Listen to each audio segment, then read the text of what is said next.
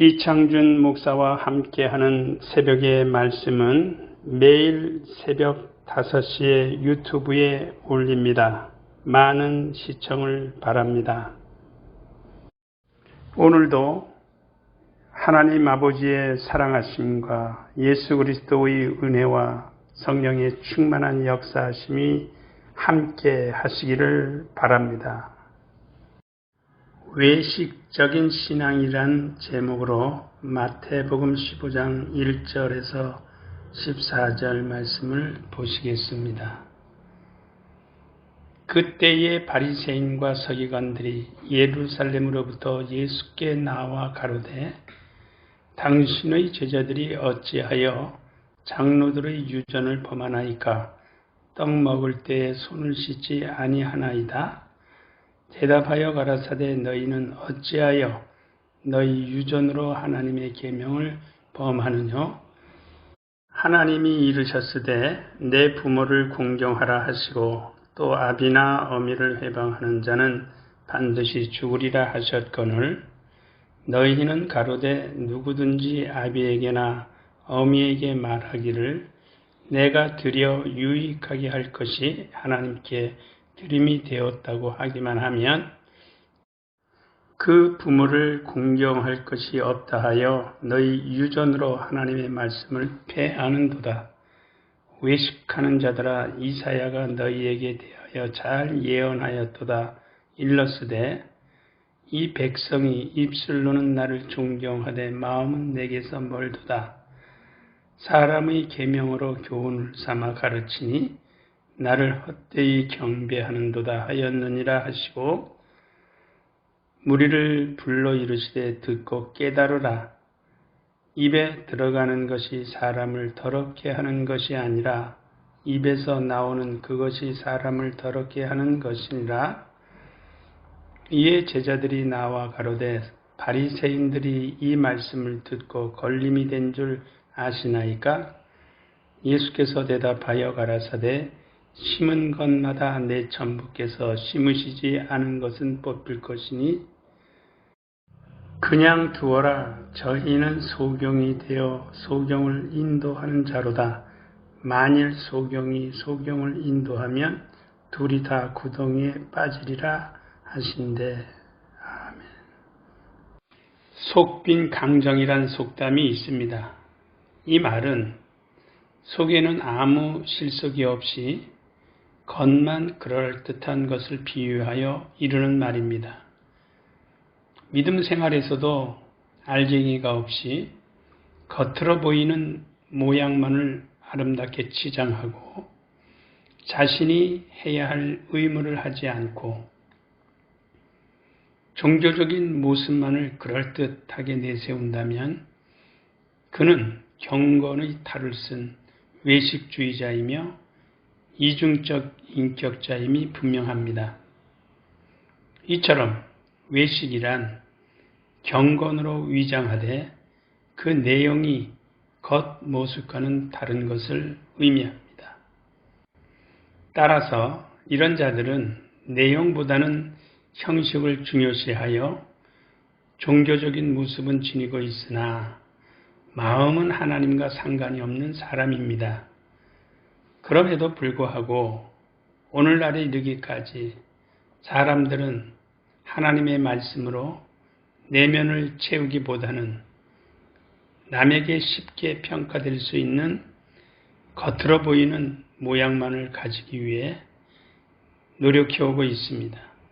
그러므로 우리는 본문의 악을 행하는 외식자들에 대한 주님의 경고를 통하여 외식하는 자들의 특징을 살펴보며 우리 자신을 돌아보아야 하겠습니다. 외식적인 신앙의 첫 번째는 겉으로만 보이는 모양에만 중점을 둔다는 것입니다. 3절과 4절에 대답하여 가라사대 너희는 어찌하여 너희 유전으로 하나님의 계명을 범하느뇨? 하나님이 이르셨으되 내 부모를 공경하라 하시고 또 아비나 어미를 회방하는 자는 반드시 죽으리라 하셨거늘 이라는 말씀에 바리새인들은 조상들의 유전으로 하나님의 계명을 범하는 잘못을 범했습니다. 여기서 범하다라는 말은 다른 뜻으로는 곁길로 간다 또는 빗나간다, 깨뜨린다 라는 뜻을 가지고 있습니다. 사도행전 1장 25절에 보면 봉사와 및 사도의 직무를 대신할 자를 보이시옵소서, 유다는 이를 버리었고 제 곳으로 갔나이다 라고 할 때에 빗나갔다라는 뜻으로 사용하고 있습니다. 즉 유다는 봉사와 사도의 직분을 버렸습니다. 그리고 자기의 것으로 갔습니다. 이 말은 다른 말로 말하면 잘못을 범했다라는 것입니다. 본문 말씀 중에 2절과 3절에 보면 당신의 제자들이 어찌하여 장로들의 유전을 범하나이까? 떡 먹을 때에 손을 씻지 아니하나이다. 대답하여 가라사대 너희는 어찌하여 너희 유전으로 하나님의 계명을 범하느냐. 이때 예수께서는 기록된 하나님의 계명과 기록되지 않은 장로들의 유전과의 근본적인 권위의 차이를 지적하시는 말씀으로 나의 제자들은 장로들이 율법을 인위적으로 해석하거나 첨가한 것을 범했지만 너희는 거룩하신 하나님의 율법을 범했다라고 말씀하십니다. 즉 너희 자신은 바르게 길을 간다고 말은 하지만 결국은 정도에서 벗어나 잘못된 길을 가고 있다는 말씀입니다.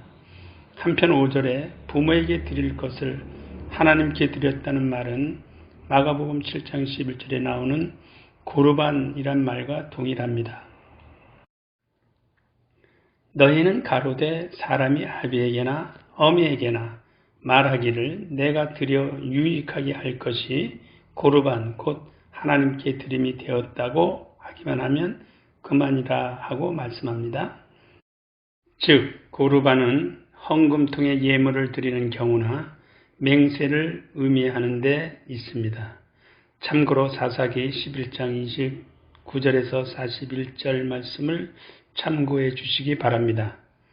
이처럼 유대인 자녀들은 그들의 소유가 종교적 목적으로 바쳐졌다는 미명하에 부모를 봉양할 의무를 저버렸으며 그렇게 함으로써 그들은 하나님의 율법을 깨뜨리고 잘못된 길로 나아간 것입니다.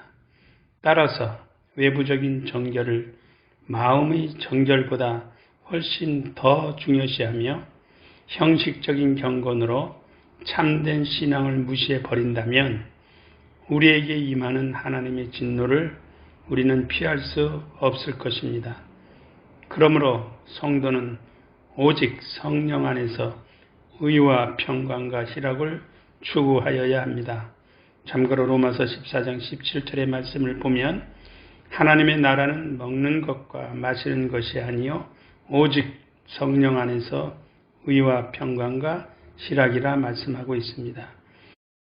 우리가 만든 어떤 것으로도 하나님의 계명을 범하는 잘못을 범해서는 안 되겠습니다. 할렐루야. 기도하시기 바랍니다. 하나님의 말씀으로 내면을 채우기보다는 남에게 쉽게 평가될 수 있는 겉으로 보이는 모양만을 가지기 위해 노력하는 자가 되지 아니하고 하나님의 말씀에 따라서 의와 평강과 희락을 추구하며 성령 안에서 하나님의 계명을 철저히 지켜나가는 믿음의 거룩한 삶이 이루어지도록 오늘도 우리의 발걸음을 주장하여 주옵소서. 예수 이름으로 기도하옵나이다. 아멘. 이 시간 함께 기도하시기 바랍니다. 외식하는 자가 되지 아니하고 하나님의 말씀 안에서 의와 평강과 희락을 얻기 위하여 달려가시기를 바랍니다.